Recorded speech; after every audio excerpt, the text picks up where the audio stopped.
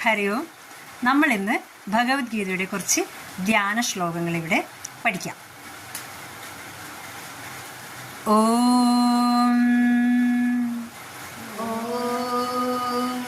ശ്രീ പരമാത്മനേ നമഃ.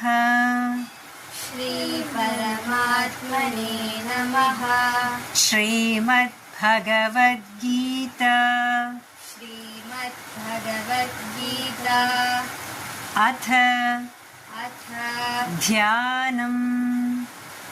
ധ്യാനം.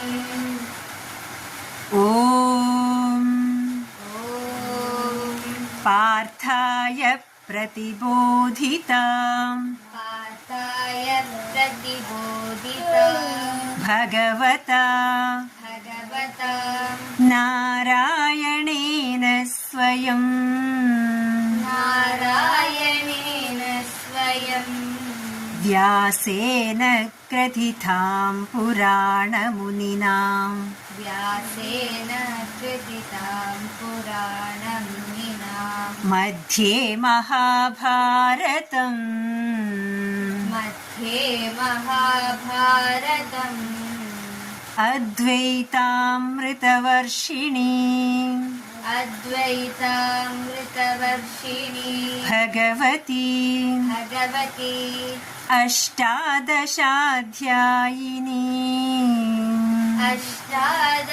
അഷ്ടാദശാധ്യായിനി അംബ ത്വാമനുസന്ദധാമി അംബ ത്വാമനുസന്ദധാമി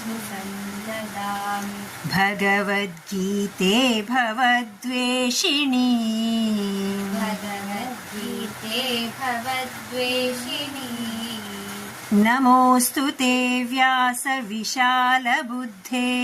നമോസ്തു തേ വ്യാസ വിശാലബുദ്ധേ ഫുല്ലാരവിന്ദായതപത്രനേത്ര ഫുല്ലാരവിന്ദ്യായതപത്രനേത്ര യേന ത്വയാ ഭാരതതൈലപൂർണഃ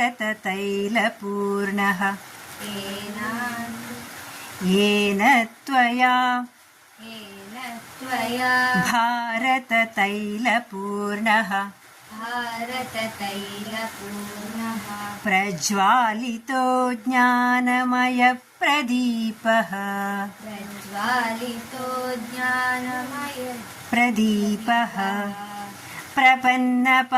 പ്രപന്നപാരിജാതായ പ്രപന്നപാരിജാതായ